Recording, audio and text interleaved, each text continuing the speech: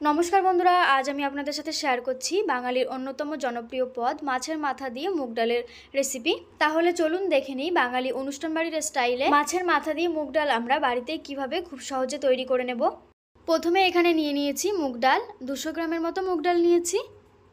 মুগের ডালটা একটা সাইডে রেখে এখন মাছের মাথা নিয়ে নিয়েছি। মাছের মাথাটা মাঝখান থেকে অর্ধেক করে নিয়েছি। এখন সামান্য পরিমাণে নুন ও হলুদ দিয়ে মাছের মাথায় খুব ভালো করে মাখিয়ে নিচ্ছি।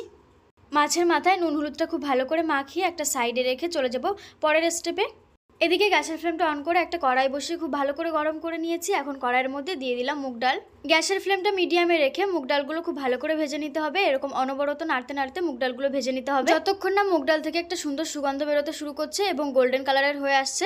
3 থেকে 4 মিনিটের মতো সময় ধরে ডালগুলো খুব ভালো করে ভেজে নিয়েছি। এখন গ্যাসের ফ্লেমটা অফ করে এই ডালগুলো একটা পাত্রের মধ্যে নামিয়ে নিয়েছি। ডালগুলো ভেজে নেওয়ার পর খুব ভালো করে ধুয়ে নিতে হবে। এর জন্য ডালের মধ্যে জল দিয়ে দিলাম। ডালগুলো ধোয়ার আগে অবশ্যই ঠান্ডা করে নেবেন, নাহলে এইভাবে গরম অবস্থাতে কিন্তু ডালগুলো ধুতে পারবেন না। ডালগুলো এবারে সিদ্ধ করে নিতে হবে, আর সেই জন্যে কড়াইয়ের মধ্যে ধুয়ে রাখা ডালগুলো দিয়ে দিচ্ছি এবং পরিমাণ মতো জল দিয়ে দিচ্ছি। আর ডালগুলো সিদ্ধ করে নেওয়ার সময় অবশ্যই কিন্তু একটু নুন দিতে ভুলবেন না, পরিমাণ মতো একটু নুন দিয়ে দেবেন। গ্যাসের ফ্লেমটা মিডিয়ামে রেখে ডালগুলো সিদ্ধ করে নিতে হবে। আপনারা চাইলে প্রেসার কুকারে একটা কিংবা দুটো সিটি দিয়েও সিদ্ধ করে নিতে পারেন। ডালগুলো ফুটতে শুরু করেছে এবং দেখুন ডালের উপরে ফেনা ভাসতে শুরু করেছে। একটা হাতার সাহায্যে এই ফেনাগুলো উঠিয়ে ফেলে দিতে হবে। 15 থেকে 20 মিনিটের মতো ডালগুলোকে খুব ভালোভাবে সিদ্ধ করে নিয়েছি। এখন এর মধ্যে গরম জল অ্যাড করে দিচ্ছি, দিয়ে খুব ভালো করে মিশিয়ে কিছুক্ষণ ফুটিয়ে ডালটা নামিয়ে নেব।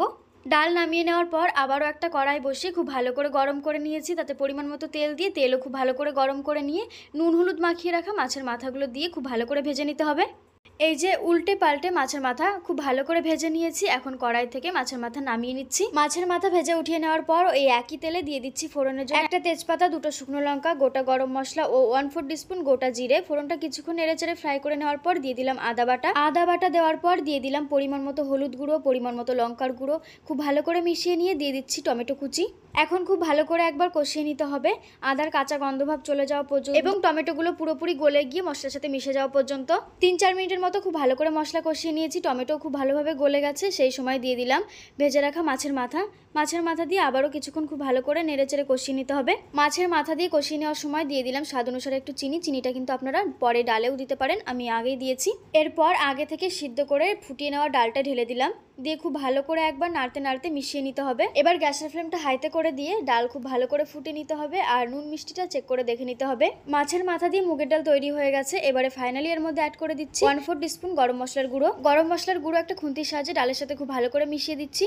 আর দিয়ে দিচ্ছি 1 টিস্পুন ঘি। এই ডালটা কিন্তু একটু ঘন হয়, তবে এখন একটু পাতলা মনে হচ্ছে। নামানোর পর ঠান্ডা হলে আরও কিন্তু ঘন হয়ে যাবে, সেই বুঝে নামাতে হবে। আর আমি কাঁচা লঙ্কাটা এখন দিচ্ছি কারণ আগে দিতে ভুলে গিয়েছিলাম। তবে আপনারা ডালটা সিদ্ধ হওয়ার পর যখন গরম জলটা অ্যাড করবেন সেই সময় কাঁচা লঙ্কাটা দিয়ে ডালটা ফুটিয়ে নামিয়ে নেবেন। ঘি ও গরম মশলা দেওয়ার পর ডালের সাথে খুব ভালো করে মিশিয়ে নিয়ে 5 মিনিটের মতো ঢাকা দিয়ে রাখবেন, যাতে ঘি ও গরম মশলার ফ্লেভারটা ডালের সাথে খুব ভালোভাবে মিশে যায়।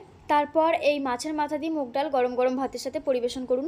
ব্যাস তৈরি হয়ে গেল খুব সহজে বাঙালি অনুষ্ঠান বাড়ির স্টাইলে মাছের মাথা দিয়ে মুগ ডালের রেসিপি। এবারে আপনারাও একবার বাড়িতে এইভাবে ট্রাই করে দেখতে পারেন। আশা করি পরিবারের সকলের খুব ভালো লাগবে। রেসিপিটি ভালো লাগলে লাইক ও শেয়ার করার অনুরোধ রইল।